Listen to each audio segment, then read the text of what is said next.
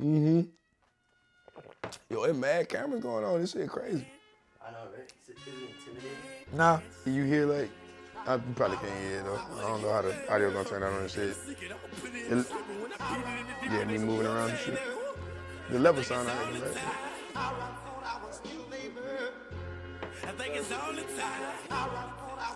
I gotta tell my real name. I don't mind telling my real name because that's who I really am. I'm gonna just keep it real with you. I mean, I haven't been an artist for a long time, so I mean, my name's Xavier. That's what my mama named me. I'm a bartender. I manage a bar in Midtown. But if you really want to know what I really do on the side, I'm an artist by the name of Strado. I rap and I make cool shit. That's really it. It's like Vlad TV low key, but not like, yeah. I'm gonna be on like Bootsy. No, man. Don't cut the nigga dick off, man. Don't cut his dick off. You know what I'm saying? I wish I caught that. I'm pretty sure I'm gonna have plenty moments like that. It's all good. Yeah. Oh yeah, you got everything. Yeah. Should I keep these motherfuckers out or no? Nah, yeah, it adds like to the environment. I bet, cause I don't know what the fuck this little red shit is. In your world, bro. Yeah, coffee, Yeah. mezcal, and headphones. Yeah, what did you have for breakfast this morning? I had a toaster from fucking Sonic's. A little bacon, egg, and cheese motherfucker. That shit was cool. Yeah. I had that shit at like 7 in the morning. And that's where it started there. I had a cherry limeade too, but I ain't really want to, beat it. Be that nigga, But it is what it is. I basically started rapping at the age of like 14. Freshman in high school, I was writing shit because everybody was freestyling around me. And I was like, you know what, let me write some shit real quick. It was at school, freestyling, and I spit a verse, and niggas was like, that shit kind of hard, bro. You need to kind of take this shit serious. And everything kind of took its own path from there. So yeah, it's pretty much what it was. Bro, I'm damn near like the 20-year mark, which is crazy, since I like started recording, I guess, you know what I'm saying? So, but I mean, technically writing for like, I don't know, 20 years, but like literally like recording for like 15, 16 years, yeah. So I take breaks in between all that shit, but it is what it is, yeah. Long ass time, I'm an old nigga now. Got gray hairs and shit, it's cool. I love the technicality of it. Like, I love the literary part of it. Like, not to sound like a fucking nerd, but like the literary devices, like the flow, the alliterations, the punchlines, the similes, the metaphors, like the cadence. Like, it's a sport. I fuck with that shit more than anything else. But I mean, rap takes so many different forms, and I like most of it. I'm gonna say like 80% of it. But it's the technical standpoint of it that I really fuck with. That's what I fell in love with. I was always good in English, and that's kind of what it was. And I noticed through my skill in English that it translated to rap. So that's pretty much what it was. That's what I love about it the most. Yeah. This one's still recording. Yeah, that's the one you just gotta keep an eye on. We're brothers. We're happy and we're singing and we're colored. Give me a high five. Yeah.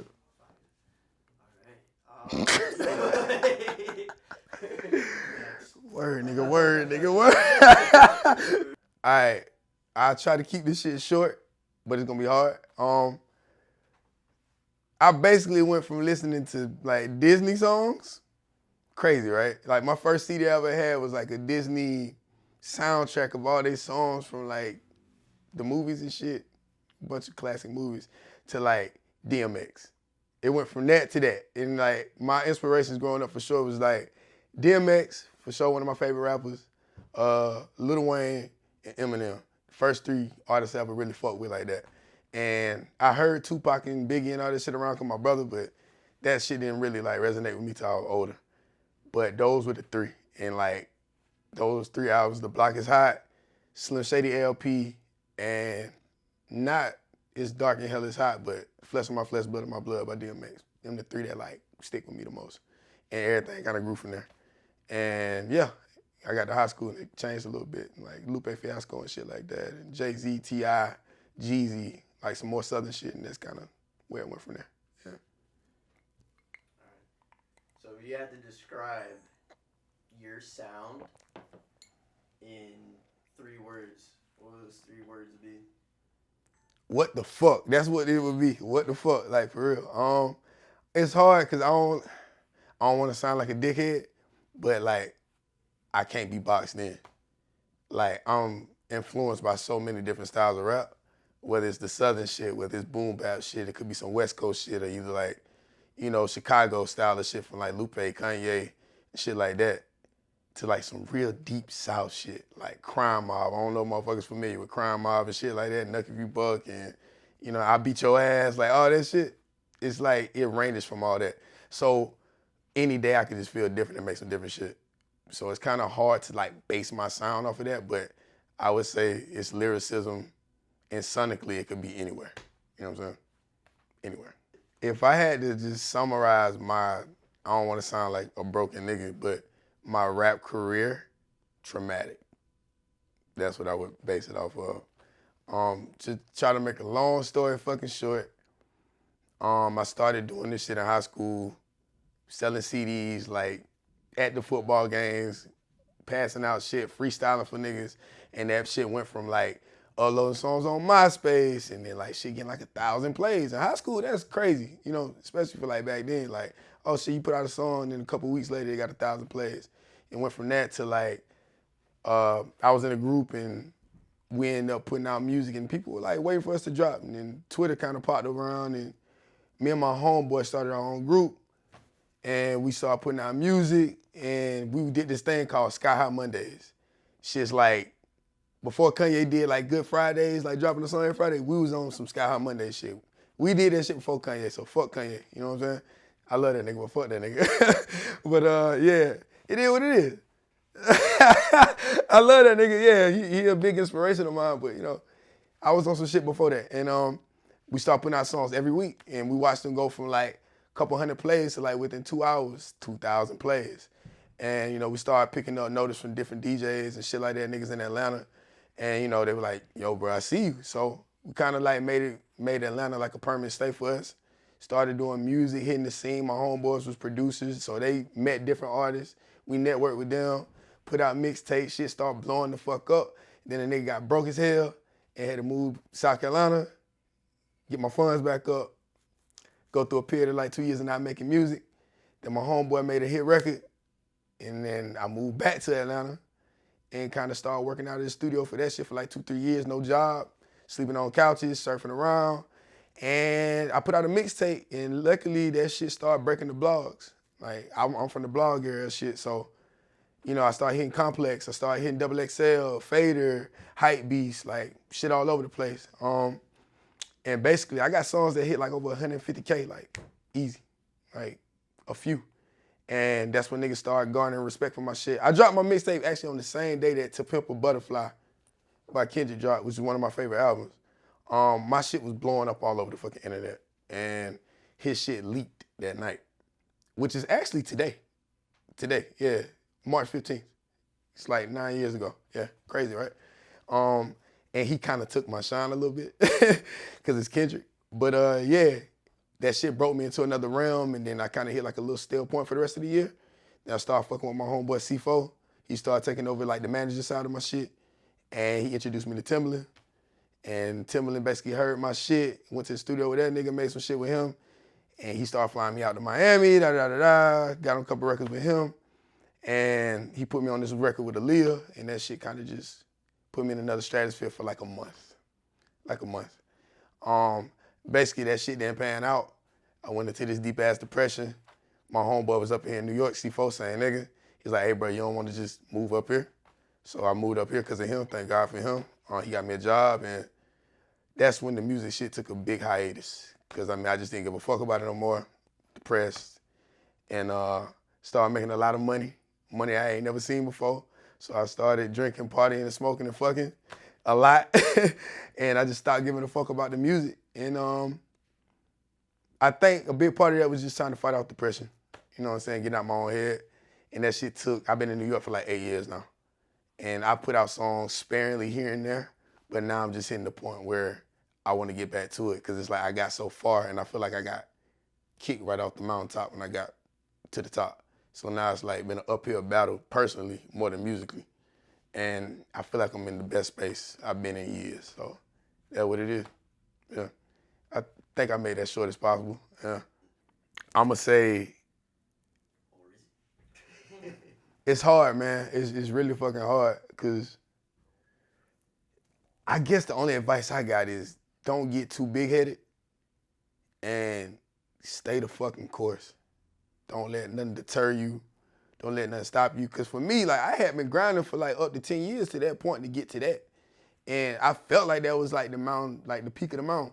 But honestly, that was probably still the valley. You know what I'm saying? So like, it's really like just staying humble and getting out of your own way and just keep grinding no matter what the fuck happened. Because for me, I could have took advantage of that shit and kept it pushing. Like, okay, this nigga kind of stopped fucking with me, but what the fuck does that mean? If I got this far just off the strength of what I was doing then that's only a preview of where the fuck I'm gonna really go. For me, I thought I was like, oh, I reached that point. I'm at the fucking the top of the mountain. But it's like, really, like, bro, that was like the bottom. And it's all perspective. You know what I'm saying? So my thing is to tell artists is like, don't ever let nobody tell you what the fuck you can't do. Stay confident in what the fuck you doing and just keep fucking grinding, dog. Just keep grinding. Like, that shit is the most important thing. Just keep grinding and you'll get to where you're supposed to get to. You know? Like, I think the 6 degrees of separation is like one of the realest things ever. Like, I know so many niggas that know important people. Like, I ain't trying to flex. It's just like, for me, it showed me where the fuck I can get to. You know what I'm saying? Because even now I see homies, I'm like, oh, look at what this nigga doing. Look at what this nigga. I can call this nigga up. You know, like, it's just, for me, that was like, it verified who the fuck I could be. So, no matter what, for starving artists, you gonna starve, nigga. You gonna fucking starve. You gonna be hungry. You gonna be thirsty. But you gonna reap what the fuck you sow. That's the thing. But you gotta keep sowing. Just keep sowing, and eventually you'll reap that shit on the back end. It's the best advice I can give niggas. Get out your own way. Man. Stay humble, too. Stay fucking humble. Because, boy, don't let the devil fucking knock you off your block, boy. You know? Yeah. It's the best shit I can give niggas. Yeah, I mean, for me, like, I went through this whole depression about from, like, I don't know, like 2016 to, like, I feel like I ain't really beat that shit till, like, 2021. And I didn't know I was depressed till, like, probably, like, 2019. For real. And I was like, damn, nigga, I'm sad as fuck. Like, I'm going back listening to all the music I was making back then, like, fuck, I was sad as fuck. And, I mean, I was making music during the time. Like, I would go to work and then get home and fucking make music, but I just didn't have any confidence in it, like anything I was making, because I felt like the people I was working with beforehand kind of took all my confidence away from me. That's why I stressed earlier about, as an artist, believe in your shit, no matter what people tell you need to do. But it's literally, you got to be somewhat delusional. If you believe it, it'll happen. That's for anything in life. You know what I'm saying? If you believe it, it's real. Like, you got motherfuckers that have, like, they faith. We got so many different faiths in the world. You got Christianity, you got Muslims, you got Judean shit, you got, like, you know, just all this different shit. You got Buddhism. It's real to them because they believe it. Like, maybe you might die and go into the afterlife and see Jesus, or you might see Buddha or some shit. It's because you believe it. I think the mind is that strong. So you kind of have to be so delusional to the point that it'll manifest itself. That's just how the brain works. Like, you get whatever the fuck you ask for, you know? You ask the universe for, oh, I need $1,000. Shit gonna pop up at some point if you just believe it and put it into work, you know? Like, that's what it is. So you somewhat have to be delusional, which people will tell you fucking crazy, but it's what the fuck it takes. People told fucking Einstein he was crazy. They told Nikola Tesla he was crazy, but look at what the shit that they created, you know, that we still use to this day. People told him that was crazy. You gotta be somewhat crazy. Even Kanye crazy. Crazy as fuck. Nigga a legend, though. Nigga's a legend. He do got a God complex that he need to check, though. But other than that, like, yeah, you gotta be delusional. You gotta believe that shit when nobody else believes it. Fuck depression, though. Yeah, fuck depression. I feel like I've gone through different bouts of depression, from like the artist side of shit, not making money, not eating the way you're supposed to, seeing people around you like elevating shit like that, and you kind of in the same way. Like, not in the same way, but like you're kind of stuck in the same rut that you're in.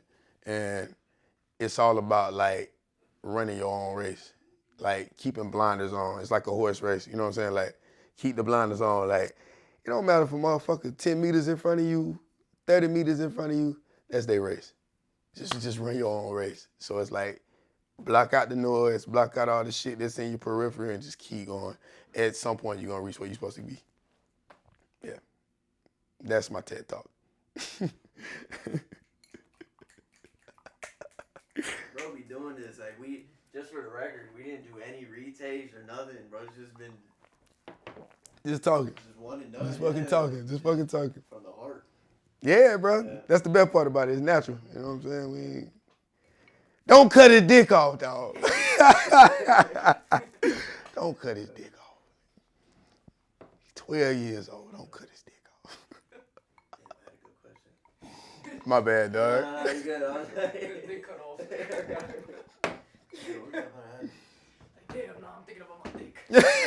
Don't cut his dick off. oh, I would change probably like a couple things. I would change the way the industry runs. I think the whole streaming shit is whack. Like how they not paying artists. I wish they would fucking pay artists, because the fact that you can get 1,000 streams and like not see anything off of it, it's fucking whack. I would change that. I would change probably the music these niggas making too. I don't want to sound like a hater, but this shit is dry and high right now. This shit whack as fuck. I don't want to get on the young niggas. All right, fuck it. I'm gonna get on the young niggas. It's no originality. I feel like everybody like monkey see, monkey do. I wish everybody like would kind of be themselves and like have some originality instead of being just like copy and paste and shit like that. I wish they did more research. Like us growing up. I don't want to sound like that old ass nigga, but I am that old ass nigga, so I'm gonna sound like it, I guess. But it's like we studied what the fuck we heard. I feel like they studying shit, but they taking the worst elements of that shit and making music. Like, I heard Lil Wayne's son make a song the other day. The shit literally made my head hurt when I heard that shit. Like, it was like, what the fuck are we doing? Like, you are Lil Wayne's son, my nigga. Like, one of the greatest rappers of all time. Fuck you doing, bro? I just wish it wasn't all about, like, being cool. I mean, cool is subjective. But like, it just seemed like it's copy and paste, fucking bitches, doing drugs, partying. That shit got its place in music. Don't get me wrong, because I like to do that shit too. But goddamn, bro, like, you know, stimulate the mind a little bit, you know, like just do some original shit. I wish artists were more original. Yeah, that and the industry side of shit. I think we should just get rid of the whole industry. Like, at this point, we can just be independent. Let people make whatever the fuck they want. Fuck all the algorithm shit. Fuck all the deals, cause they ain't did shit but like fuck people off with deals to the point where we ain't making money and we settle for pennies. And we basically taking loans to get to where we want to. Like, you can sign a $2 million deal, but that shit just a loan basically. Right? And it ain't guaranteed that everybody gonna make that loan back. So I wish we could change that shit. Just get rid of the whole industry shit, and I wish artists were way more fucking original. That's pretty much it. Oh man, yeah. You ain't ask me about it. I ain't got the shit on. I had a YSL bracelet. You feel me? Nah. So yeah. I ain't really the most religious person. I grew up heavy in the church. Really heavy in the church. Like, I was part of the youth ministry, president, shit like that. A lot of people thought I was gonna be like a preacher growing up. Led the youth choir, singing and shit like that. So my faith in God was super strong. But as I grew older, I kind of separated from like said religion into like more spiritual shit, which everybody's into nowadays. But for me, this shit is just a reminder, and it's what would Jesus do? You know, in any situation where I feel like I get overcome with like anger or anxiety or like grief or like ego, I can look down and be like, fuck, be humble. You know what I'm saying? Like, Jesus moved with love. I fuck with Jesus. Jesus was cool, bro. You know what I'm saying? He was a cool nigga. He moved and he was all about love. And he had his moments of anger. He had his moments of doubt. You know, he was a human. You really look into the Bible, bro went through some shit. But for me, this is just a reminder of like how to move. And that's the reason why I got it. Yeah. I ain't really, you know, a religious person, like I say, but shout out to Jesus. Shout out to the Buddha too. Yeah. It's the reason why I got it. Just a reminder, stay positive. Yeah. Bro definitely went through some shit. Bro went through some shit, bro. Yeah, that nigga was in the fucking desert praying to God, like, God, I don't understand what you put me through, bro. Like, why I gotta do this shit for these niggas, you know? Like, nigga crying, they said the nigga was sweating so much that it was like blood dropping off him. He was sweating so much. That's how much anxiety what bro went through, you know? So he went through some shit. Nigga was human, bro. Yeah. Niggas don't believe Jesus existed, but man, maybe he did, bro. That nigga story fire as fuck. Yeah, bro. Man, I don't want to sound like, you know, shit's crazy. Community is a project that I started working on that took like 3 years to come out. And I made it with my nigga Childish. Shout out to that nigga. I wouldn't have made half the music I made if it wasn't for that nigga. But like Community was like, I got a love and hate for it. Cause during the whole process of making like community service was like, I had people like battling like and like trying my talent. Like, oh, you need to do this. Oh, you need to do that, you know? And that was a period where I evolved as an artist because I had so much anger off that shit. And like I heard it in my voice. And that's when my voice kind of changed. And like I started making crazy music. Like I made a song called Go Crazy. You can go back and listen to it. And it's like, people hear that shit and be like, damn, this shit sound good. But it's like, nigga, that shit fueled off anger. And it's the anger I got from Community. Community turned out to be a totally different project than what I personally intended it to be. But I still got love for it and I got appreciation for it. I go back and listen to it every now and then and I'm like, all right, this shit's still cool. But I think it's a small glimpse into me as an artist because it was a collaboration between me and Childish. So he took a lot of creative control on that shit too. So I don't think it plays too much of a big role into what I do now. It's not even who I am as an artist. You know? It was cool. I actually read this interview the other day. This nigga was like, he did a track by track. You know what? Fuck that. We ain't even gonna talk about this shit. Next question. I don't want to sound like no hater. It's all good. You fuck with, but then I thought you were talking about my project. Yeah. Yeah, but then I forgot about community service, that the yellow. Yeah. All right, let me answer that shit though. You saying like, what does community do for me, like as an artist? What does it play a role for you in your artistry and Okay. your personal life? That's something that I've battled with for a long fucking time. Cause I'm an introvert. I'm super shy. Like I fuck with people, but to an extent. I've always been like real stiff on motherfuckers. So I never embraced community. Like when I was really doing my music shit, I was like, oh, I'm better than everybody.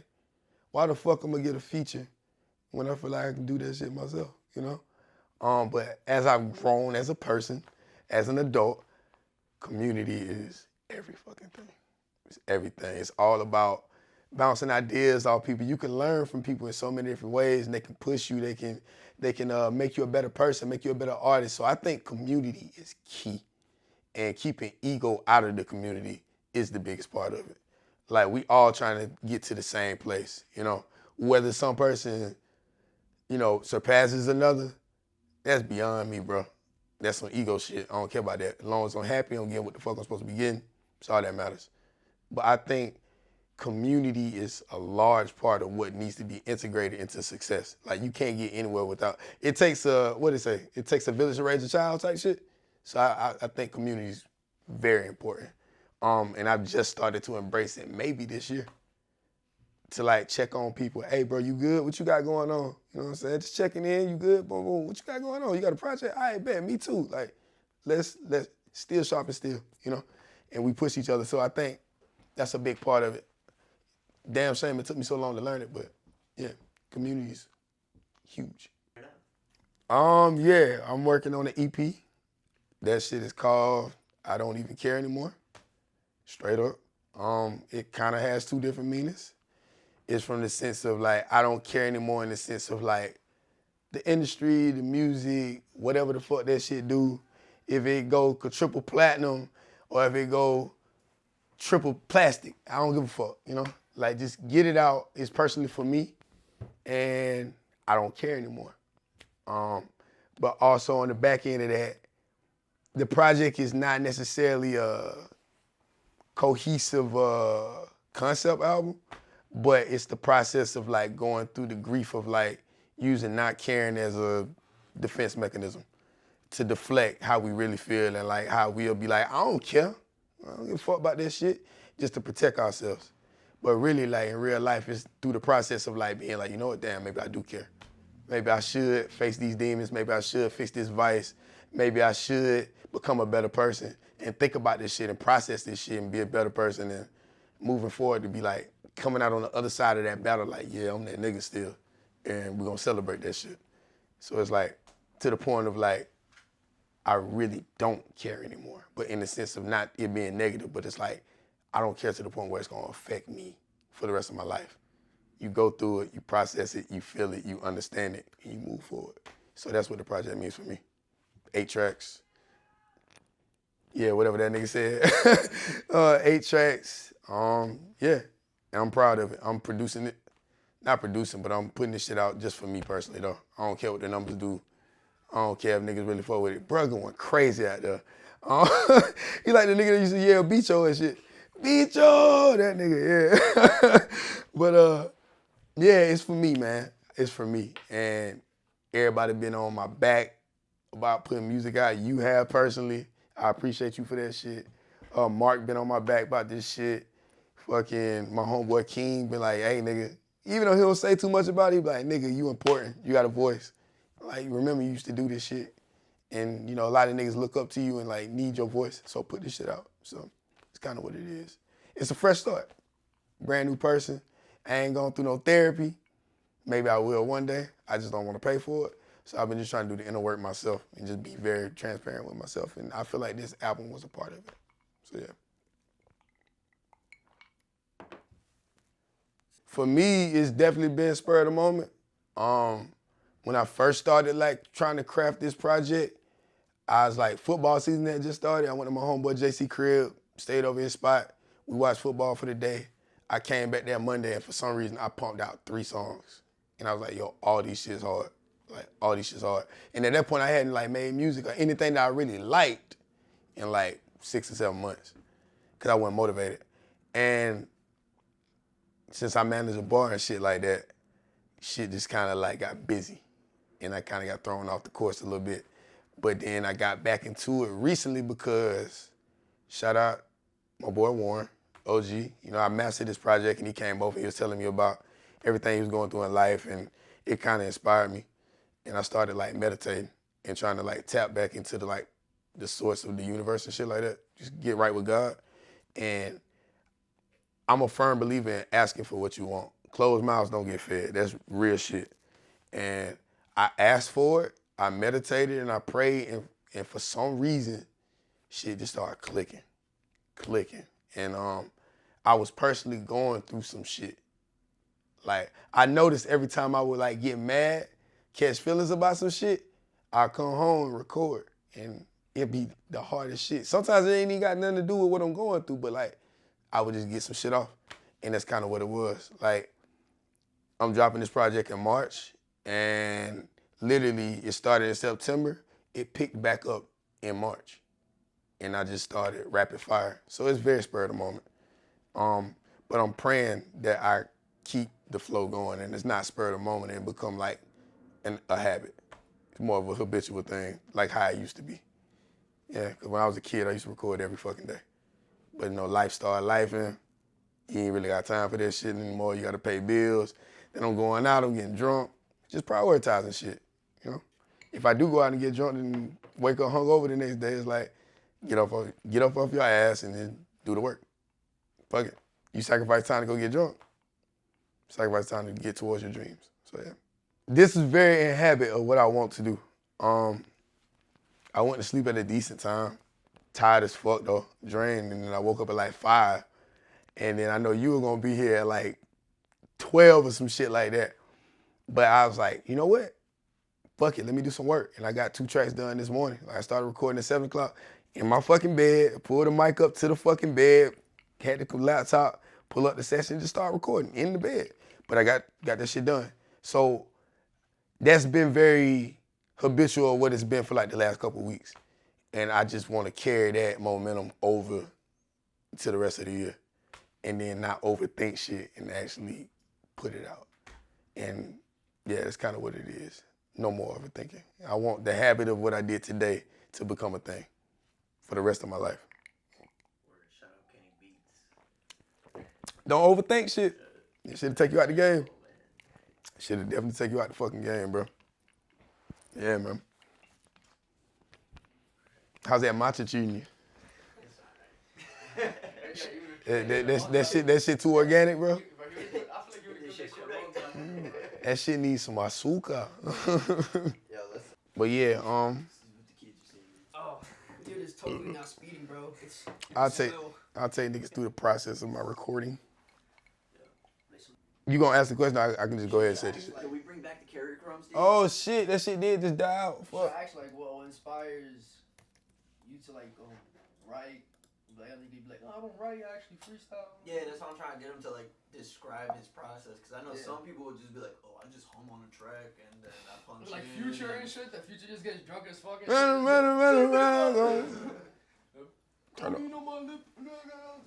shit a little bit of my inspiration though, for real. Upgrade equipment. Okay, yeah, all right, that's cool.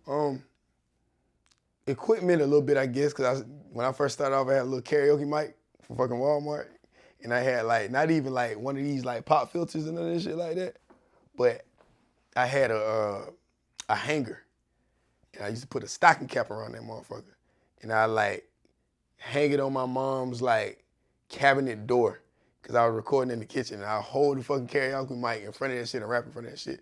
So I started off writing, you know, in the notebook, rhyme book, whatever the fuck, 16 bars, 12 bars, whatever. And over time, I challenged myself to like stop writing, so I'll write the whole verse in my head. And now it's completely different from that. My creative process now is just, if the beat speaks to me, I pull it up, put it in the fucking session, and I just say what I say. You know what I'm saying? Like, I just flow it out, and like I might say 3 key words in that one bar that's like, oh, that's hard. The rest of it is mumbled, but those 3 words, I can build around that. It's like I'm channeling some type of other energy, and it's just coming out. It's like I'm like the universe is a ventriloquist, and I'm the puppet. You feel me? And it's just like coming out, boom, boom, boom. And like I say, it's very unorthodox. I build around the shit. I can say a bar that's like in the middle of the verse. That's what I start with, and I'm like, okay, that's cool, but I can't start the verse off like that. And I'll just put like a few bars here and there and build my way back up to that bar. In some kind of way, the verse still is cohesive and it makes sense. I think lyricism is important, don't get me wrong. What the hell you saying is important, but flow is a thing, because flow is feeling, and music is feeling. Like, you feel music. Sometimes you can hear music, you can hear beats, and you vibe into that shit. You cool it, but you know, words is the extra part of it. That's the cerebral part of it. But sometimes it ain't gotta be too cerebral, as long as you saying the right shit. So I took that approach from like when I was in Atlanta. I see artists like not overthinking shit, just flowing, just going. To be honest with you, this remind me of a perfect moment. I was in the studio recording with my boy C4, and my homeboy Bankroll Fresh, RP Bankroll Fresh. He blew up pretty big in 2015, and like that nigga was a big part of my shit from like 2010 on. And I was in the studio struggling with this fucking song. I had trying to freestyle, trying to write. What I wrote was whack as hell. And then like Fresh came in the studio, he was fucking with C4, and then like he just hit the mic in the booth, because you know you can hit the mic and talk to the artist. So he stopped the beat, and my name was Matic at the time, so he was like, hey man, this shit just a song, bro. You overthinking it, nigga. Just say that shit. And that shit resonated with me, because it's literally what it is. You don't overthink it. Just go in there, say some shit, fill it out, and it'll come together. And that's what my process has become since then. So yeah, long live Bankroll. Shout out to that nigga. Producer? Yeah. I ain't making no beats, bro. I ain't gonna hold you, bro. I just be mixing shit, you know what I'm saying? I'm big on production, though. I'm a picky motherfucker when it comes to production, because I feel like 95% of the beats I hear is whack as hell. And I can't rap unless I hear some fire shit. I most likely like boom bap shit, but I like some fire trap shit too, long as it's innovative. Like, I just need the shit to be innovative. I feel like it's a lot of copy and paste with producers too. And to be honest with you, I'm gonna look in the camera when I say this shit. Producers are the most important motherfuckers in this industry. You are the ones that set the tone. You the one that get the feeling into the beats and shit like that. Fuck the words, fuck the artists. We just adding on to what the fuck y'all do. So if y'all not being innovative, how the industry gonna go forward? That's the best I can say. Yeah. You're really the foundation. Can't do shit without a 5 beat, bro. Yeah, right? Can't do shit without a 5 beat. You out here poopity-scoopity. Yeah, bro. And even that shit was hard because the beat was hard. You know what I'm saying? Like, them. Some fucking Coco fell in this shit. Yeah, that shit key as fuck, bro. Can I recommend too? All right. All right. Actually, no. Pick God damn, I gotta pick one. Yeah, pick one. Hey, Makes fuck! It makes it special. I feel like it don't really, it puts a cap on my musical range, but if it embodies me as an artist and my ability, it's probably gonna be Family Matters from Community Service, because it's a storytelling track and it's beautifully put together. The way I flowed it from like the 4th bar to the 1st verse and the 2nd verse, how they're very like symmetrical. And it's heartfelt. I think anybody who appreciates good fucking rap music and real technicality, like side of rap, they would appreciate Family Matters. So go check out Family Matters. It's a video on YouTube. Shit's cool. Yeah. Shout out Herb, bro. Shout out my nigga Herb, bro. You play that shit in the back. Yeah, man. I really don't post crazy shit on social media, but shit that I find funny. You know, maybe you think I'm funny, maybe you don't. I don't give a fuck. But you can find me on Instagram, Twitter, at Superstrado, SUPERSTRADO. Yeah, that's pretty much it. Check out my project on Spotify under Strado. I don't care. I don't even care anymore. This shit gonna be out. And yeah, that's pretty much it, man. I don't really be going too crazy on socials and shit like that. But check it out. You'll get a glimpse into who the fuck I am. Yeah. It's all love and peace and prosperity. You know? Yeah, first interview, baby. Let's go. We finished the drink. Yes, sir. Need another one. Need another one.